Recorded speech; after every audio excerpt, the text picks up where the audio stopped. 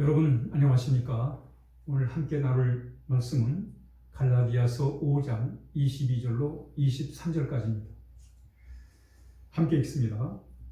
오직 성령의 열매는 사랑과 실학과 화평과 오래 참음과 자비와 양선과 충성과 온유와 절제니 이 같은 것을 금지할 법이 없느니라. 아멘. 우리 시간 찬송가 191장 내가 매일 기쁘게 우리 함께 찬양하고 말씀 듣겠습니다.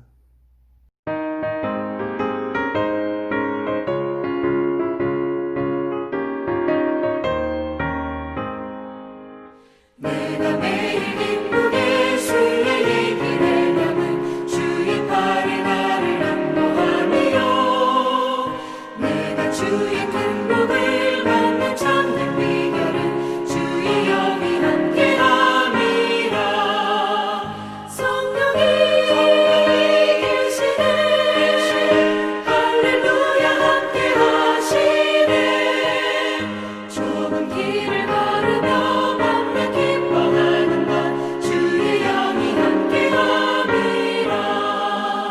저는 죄에 빠져서 평안함이 없을 때 예수 십자가의 공로 힘입어 그 발 아래 엎드려 참된 평화 얻으면 주의 영이 함께함이라. 성령이 계시네 할렐루야 함께하시네. 좁은 길을 걸으며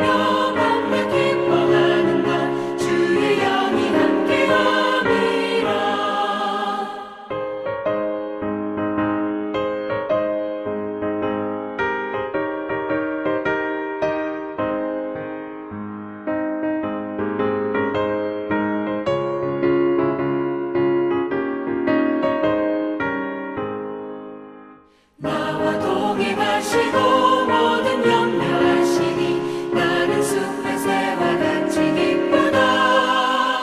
내가 기쁜 마음으로 주의 뜻을 행하는 주의 영이 함께함이라. 성령이 계시네 할렐루야 함께하시네. 좁은 길을 걸으며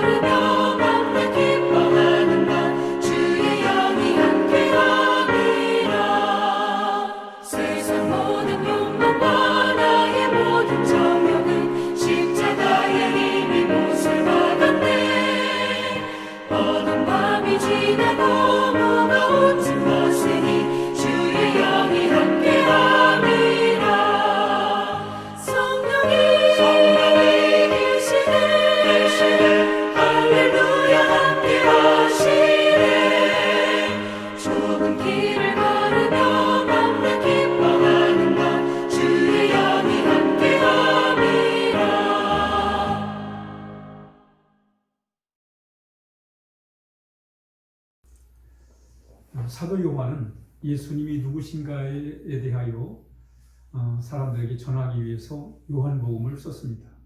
특별히 그 헬라 문화권에 있는 사람들, 헬라적 사고를 하는 사람들에게 예수님을 소개하기 위해서 요한복음을 기록을 했습니다. 사도 요한이 요한복음 1장 1절을 이렇게 시작합니다. 태초에 말씀이 계셨다. 그 말씀이 하나님과 함께 하셨고 그리고 그 말씀이 하나님이다. 이렇게 말씀으로 시작을 합니다. 태초에 말씀이 계셨고 하나님과 그 말씀이 함께 하셨고 바로 그 말씀이 하나님이시다 하면서 이 말씀은 헬라어로 로고스라고 합니다. 로고스는 바로 진리라는 그런 뜻이죠. 당시에 그 헬라 문화권의 사람들은 시부리의 문화적 배경은 잘 이해하지 못했습니다. 그러나 그들은 진리에 관한 관심을 많이 갖고 있었습니다. 그래서 사도 요한은 바로 예수님이 진리다, 로고스다, 당신들이 찾는 헬라 문화권에서 사는 사람들이 찾는 바로 그 진리가 예수님이다, 로고스다라고 이렇게 설명을 하고 있는 것입니다. 그 로고스의 핵심 내용이 뭐냐면 하나님의 마음입니다. 하나님의 마음. 여러분, 성경은 하나님의 마음을 우리에게 소개하고 있는 것입니다. 우리는 성경을 읽으면서 하나님의 마음을 읽어야 돼요. 하나님의 마음을 우리의 마음으로 받아들여야 됩니다. 왜냐하면 사람들은 사람에게서 사람의 마음을 갖고는 만족하지 못합니다. 남편의 마음, 아내의 마음, 자녀들의 마음 갖고 채울 수가 없어요. 왜? 마음은 수시로 바뀌기 때문에 그런 마음들 갖고는 우리의 마음이 채워지지 않아요. 그러나 신실한, 영원한, 변함이 없는 바로 그 하나님의 마음, 그 하나님의 마음으로 우리의 마음을 채울 때 우리는 거기서 진정한 기쁨과 평안과 행복을 누릴 수가 있는 것입니다. 그러므로 우리는 하나님의 마음을 성경을 통해서 읽어야 돼요. 그 마음이 뭐예요? 하나님의 뜻이에요. 하나님의 섭리요, 하나님의 계획입니다. 하나님의 마음은 하나님이 우리를 사랑하시는 마음입니다. 성경이 우리에게 가르친 게 뭐예요? 하나님이 우리를 사랑한다는 거예요. 하나님이 우리를 사랑하신다. 여러분, 이것처럼 참 위로가 되고 또 삶에 용기를 주고 희망을 주는 말씀이 없습니다. 하나님이 나를 사랑하신다. 하나님이 여러분을 사랑하세요. 여러분이 어떤 상황에 처하든지 간에 하나님은 여전히 여러분을 사랑하고 있습니다. 이게 하나님의 마음이에요. 우리를 사랑하시는 하나님, 바로 그것이 하나님의 우리를 향한 마음이란 말이죠. 그런데 그 사랑이 어떻게 나타냈어요? 그 사랑이 죄와 사망의 권세에 매여가지고 고통을 당하는 우리를 죄와 사망으로부터 해방시키기 위해서 하나님의 아들 예수님을 보내신 거예요. 그래서 예수님이 우리를 위해 십자가 달려 죽으심으로 죄와 사망의 권세를 무너뜨리시고 깨뜨리시고 우리를 그 속박에서 자유케 하셨단 말이죠. 이게 하나님의 마음이에요. 우리를 죄로부터 죽음의 권세로부터 해방을 시켜가지고 하나님의 자녀로 참 하나님의 복을 누리고 살아가도록 하신 그 계획, 그 하나님의 뜻, 바로 그것이 하나님의 마음이란 말이죠. 그래서 하나님은 우리에게 예수님을 보내신 거예요. 예수 안에 있는 자에게는 결코 정죄함이 없나니 이는 생명의 성령의 법이 죄와 사망의 법에서 너를 해방했다. 이렇게 말씀하잖아요. 여러분, 하나님이 우리 사랑하셔서 예수님 보내신 것은 놀라운 복입니다. 큰 은혜입니다. 여러분, 이 세상에 참 예수님을 보내신 것은 바로 그 진리예요. 그래서 우리가 예수님 붙들고 새로운 삶을 살 수 있잖아요. 아무리 절망적이라 할지라도 예수님 붙들고 희망 가지고 살 수 있는 거예요. 아무리 참 극한 죄인이라 할지라도 어떠한 추악한 죄를 우리가 범에 들지라도 우리 예수님 붙들고 예수님을 통해서 우리가 그리스도의 보혈로 정결함을 얻고 새로운 삶을 살아갈 수 있는 거예요. 그러므로 하나님이 우리 예수님 보내신 것은 놀라운 복인 것입니다. 뿐만 아니라 이렇게 예수를 믿어 하나님의 자녀가 된 우리에게 하나님은 성령님을 또 보내신 거예요. 그래서 우리가 예수님을 우리의 삶의 진정한 삶의 구원자로 주인으로 모셔드릴 때, 그리고 우리가 거듭나서 하나님의 자녀가 될 때 성령의 세례가 임하는 거예요. 그래서 우리 안에 하나님의 영이, 성령 하나님의 영이 거하게 된단 말이죠. 그래서 하나님의 영을 통해서 우리가 신앙생활을 하는 거예요. 우리가 거듭나는 것도 하나님이 성령께서 하신 일이고, 또 우리가 믿음을 잘 지켜나가는 것도 성령의 도우심입니다. 우리 늘 성령의 도우심을 받아 신앙생활을 해야 돼요. 우리가 하나님의 자녀가 됐어도 우리 늘 성령의 도우심을 우리가 받아야 돼요. 특히 우리는 하나님의 말씀에 대하여, 여러분, 성령은 하나님의 말씀을 깨우치도록, 깨달을 수 있도록 도와주는 분이십니다. 우리는 진리의 말씀을 분별할 수 있는 바로 그런 능력을 우리 성령님을 통해서 경험하게 되는 거예요. 이 성령님은 우리 신앙생활에 아주 중요한 분이십니다. 말씀을 깨우칠 때, 또 뿐만 아니라 우리가 새로운 삶을 살아야 됩니다. 우리 또 성령님은 보혜사예요. 보혜사 성령님, 늘 우리를 옆에서 우리를 찬양하는 것도 도와주시고, 기도하는 것도 도와주시고, 우리의 신앙생활을 도와주시는 거예요. 뿐만 아니라 이 성령님은 우리 안에 늘 내주하셔서 우리의 삶을 날마다 새롭게 하시는 거예요. 특별히 우리는 성령의 충만함을 우리가 늘 사모해야 됩니다. 성령의 충만함을 위해서 늘 우리의 마음이 하나님을 향해야 돼요.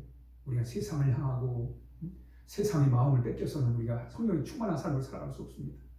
우리의 마음이 온전히 하나님을 향할 때, 그리고 우리가 죄악 가운데 거하면 안 됩니다. 오늘 죄를 멀리하고 거룩한 하나님을 가까이 하면 우리 안에 성령의 충만함으로 인도해 주시는 거예요. 성령의 충만함은 바로 뭐예요? 우리의 삶을, 우리의 내적 삶을 변화시키는 거예요.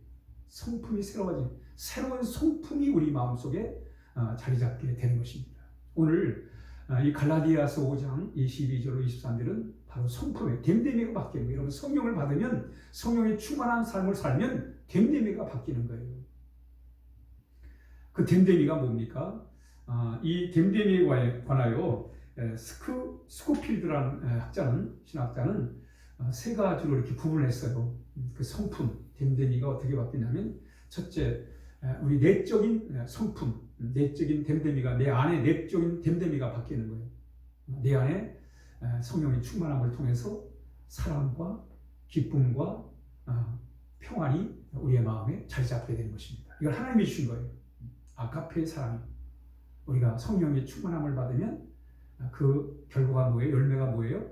우리의 내적, 내 안에 하나님의 사랑이 담겨지는 거예요. 하나님의 기쁨이 내 안에 담겨지는 거예요. 하나님이 주신 평안이 내 마음에 담겨지는 거예요. 여러분, 그렇기 때문에 우리 예수 믿는 사람들은, 성령 충만한 사람들은 항상 이 세 가지를 마음에 담고 살아야 돼요. 사랑하는 마음, 하나님을 사랑하고 이웃을 사랑하는 마음을 갖고 살아야 돼요. 또 마음에 기쁨을 담고 살아야 돼요. 세상이 주는 기쁨이 아니라 하나님이 주시는 기쁨, 샘물처럼 쏟아나는 그 기쁨을 우리가 늘 마음에 담고 살아야 돼요. 또 하나는 우리는 늘 마음의 평안을, 하나님이 주신 평안이에요. 그 평안을 우리의 마음에 담고 살아야 됩니다. 그게 성령 충만이에요. 그게 성령의 인도를 받고 살아가는 거예요.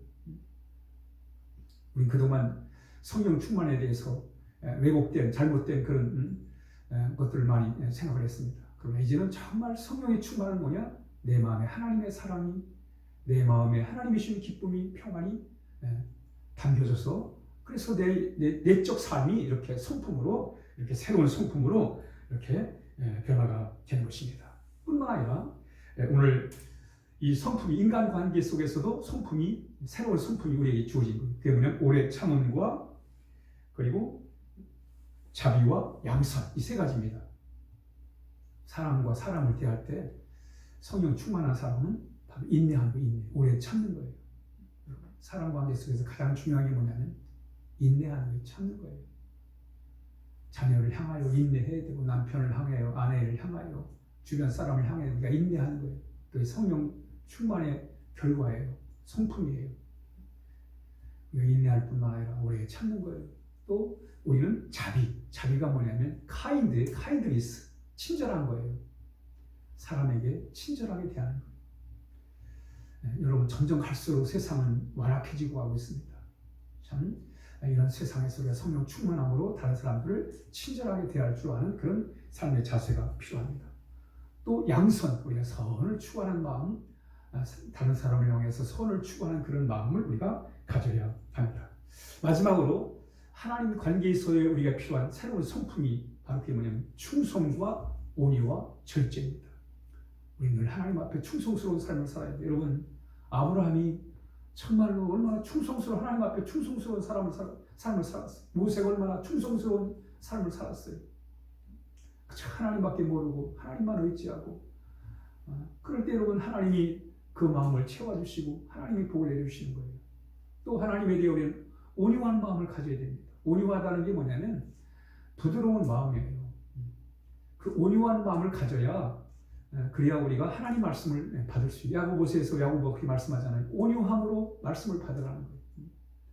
우리가 온유하지 않으면 하나님 말씀을 받을 수가 없습니다. 온유한 마음으로 하나님의 말씀을 받으라. 그리고 절제예요. 우리 스스로를 극복해 나가는 거예요. 우리의 삶은 하나님의 거룩한 성전입니다. 우리는 절제된 삶을 통해서 경건한 삶을 살게 되고, 경건의 삶을 통해서 우리 하나님 앞에 더 신실한 삶을 살아갈 수가 있습니다.